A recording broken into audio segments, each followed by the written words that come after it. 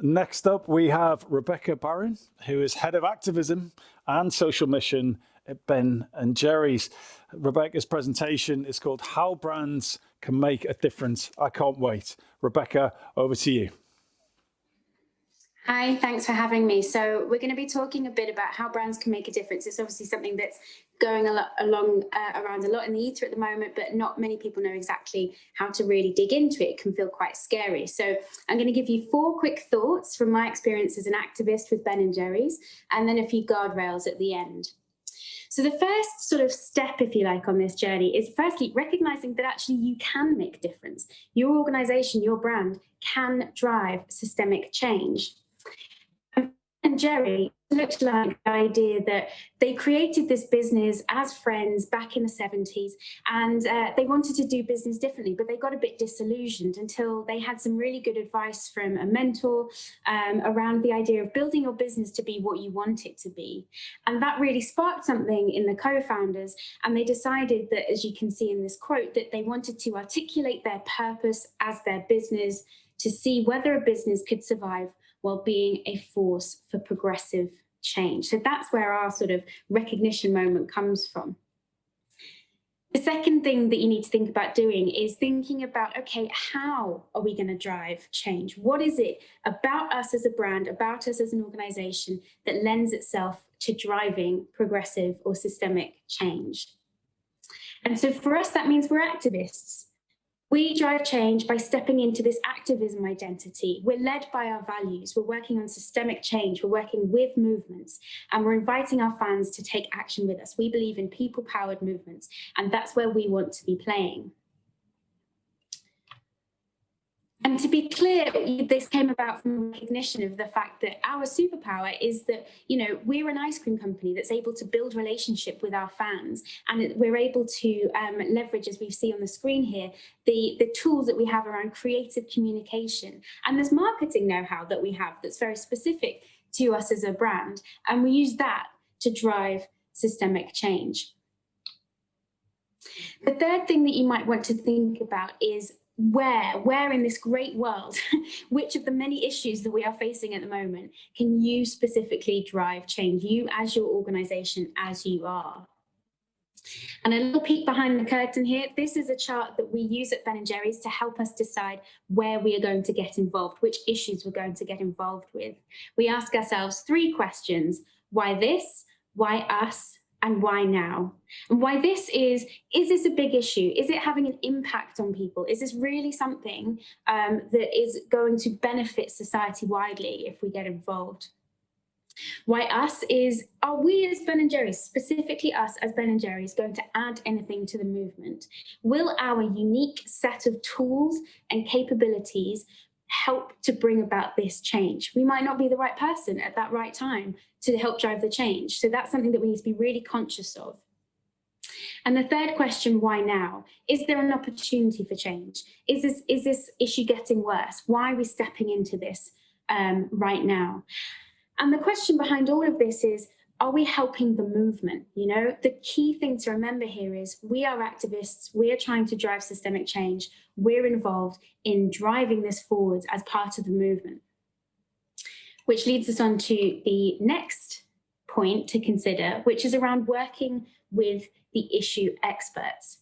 At Ben & Jerry's, we're very clear. We're the ice cream guys. We are not the experts on almost any issue. So we work with folk like these that you can see in your screen: Refugee Action, JCWI, Detention Action. When we work with in our refugee campaigns, we're working with issue experts who really know their stuff, who have connections with the groups that are affected. And we go into those conversations humbly. We're an ice cream company.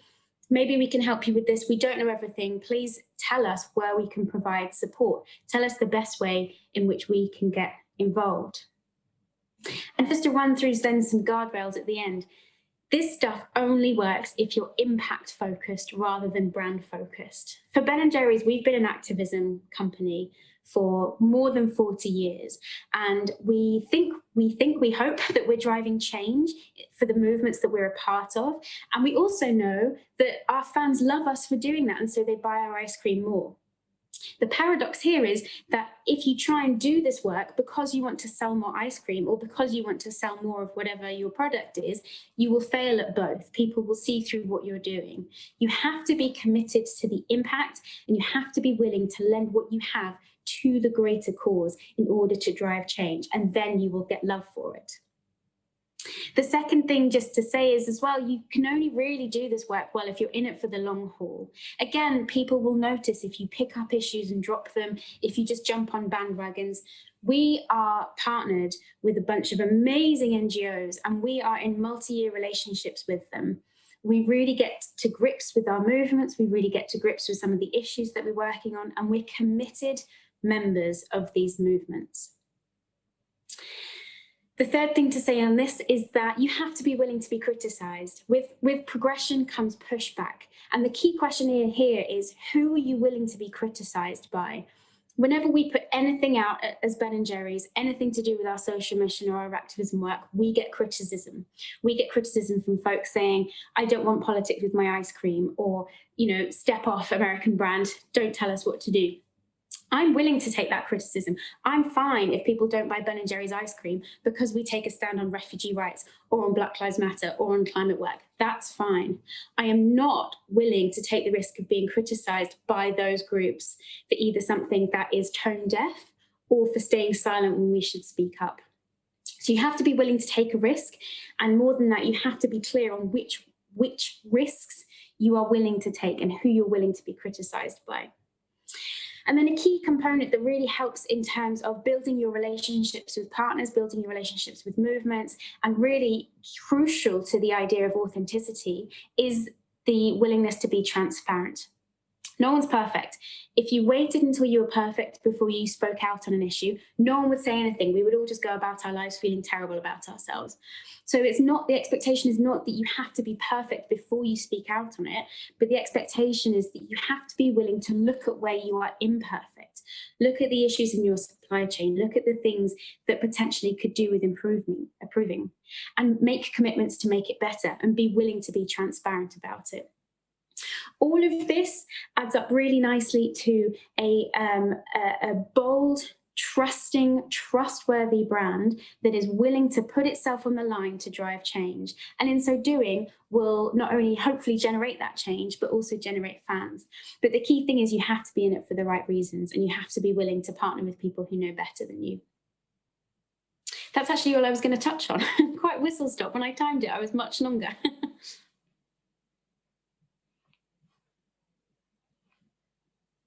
And thanks for telling us you finished as well. Sorry. No, it's great. No one ever wants a longer marketing presentation. No one has ever said that. No one has ever said, I wish that speaker went on for longer. So no problem at all.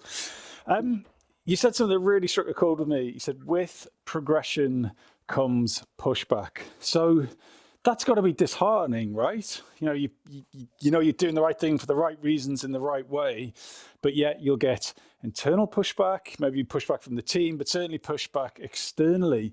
How do you keep yourself motivated? How do you deal with that pushback and that negativity when you're convinced that you're doing the right thing in the right way? It's a really nice question, and I think that there's a couple of things that I would say about that. One is that your whole team has to be in it with you. So the way that we work at Ben & Jerry's is we have specialist activism managers who build the relationships with these NGO partners who are responsible for building our strategies for generating change, but they work in partnership with the rest of the marketing team. And those relationships are really crucial to getting anything done. So it's not just the activism manager that has to believe in it, or the CEO or whoever the spokesperson is. The whole team has to be a part of it.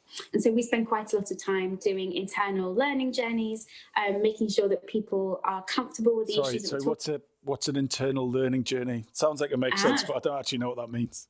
No. It's a really good question. A lot of it is just meeting people. This is the other thing that I was going to say. A lot of it is spending time with the people who are affected by issues so that you get a feel for them. And so it's not only that my brand manager in the Netherlands can say, here are the issues affecting people who are refugees living in the Netherlands right now, or, these are the policy changes that we need to see in Sweden. Whatever. It's about personal connections with people who are being affected by these issues. And so you start to sort of humanize it, and you start to really realize, hey, this is real and this is happening, and this is something that we can do. We can do something about. So sorry. Internal learning journeys is a bit of a jargon. Thanks for explaining that to me. So, what advice would you give to a brand that is going to follow in your footsteps? So you're an inspirational brand, inspirational team doing brilliant things, but maybe you've got someone who's new to a CMO role perhaps, or in a real position of authority, and that person is able to actually change how a whole brand operates. What's the kind of blueprint for getting started? How can you start to follow in Ben & Jerry's footsteps? Huge question to come at the end.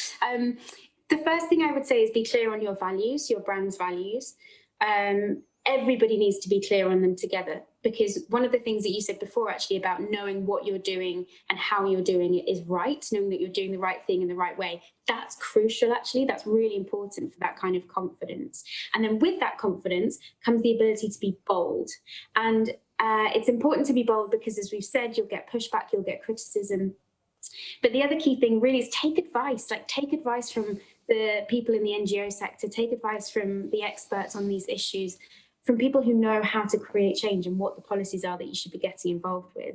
I think the difficult thing is a lot of brands maybe see that this is exciting and want to get straight into it without realizing that actually it takes relationships. It's very much built on relationships. And it takes a certain amount of humility in those relationships to understand exactly what you can and should be doing to make a difference, rather than just sort of marching in and making it about you and your brand. Actually taking the time to step back and look at it from kind of a movement perspective in partnership with that movement. Wise words. Thank you so much.